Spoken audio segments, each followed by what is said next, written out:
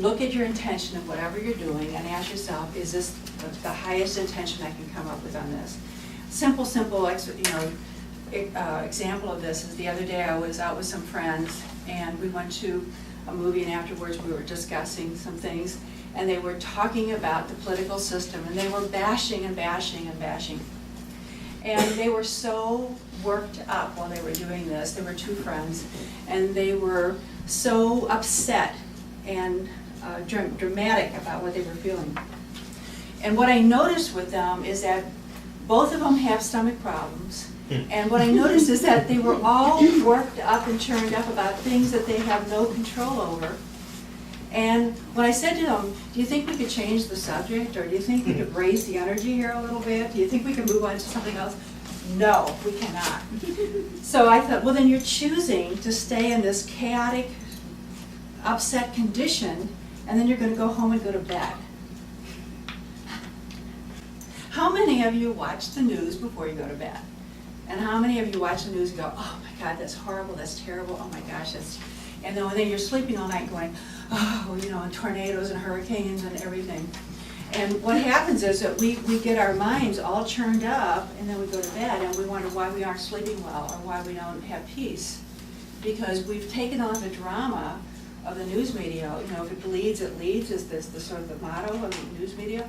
And as a result, then, we've created this chaos in our life and about things that we really have no control over. It churns you up, it creates drama in your life, and then what you do is pull that as a focal point in your consciousness, and then you create more drama.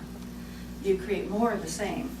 So if we want to operate from the truth that sets us free, we want to understand that what we create in our mind is what we're going to be drawing to us or attracting to us. And it's a principle that we're going to be looking at more fully.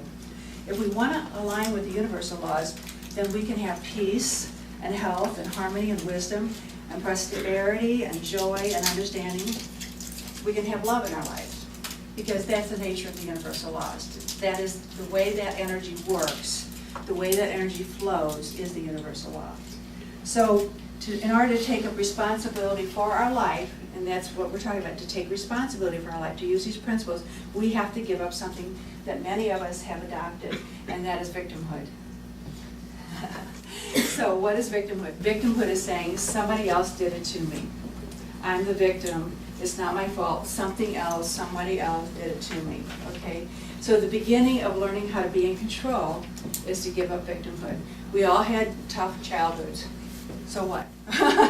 We all had, rough experiences in our life. So what? They were there for us to learn something wonderful from.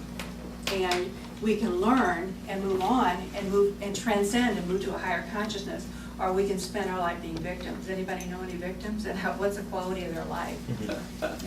Okay? So victimhood is a big thing to be able to let go of, because as soon as you're saying, catch this in yourself, as soon as you're saying, well, it's not my fault, so-and-so did it to me, or they said that about me, or they created this, and then you're stuck in the middle of victimhood. And the best thing to do is to say, there's something here for me to learn. I wonder what it is, and it's my job to figure it out and learn. Okay? Then we're using that situation for ourselves, and we don't ever, ever, ever have to be a victim. As long as you consider somebody else's power greater than your own, then you're a victim. Okay? There's nobody that has more power than you. No one. Okay? Whether you choose to use it or not is up to you.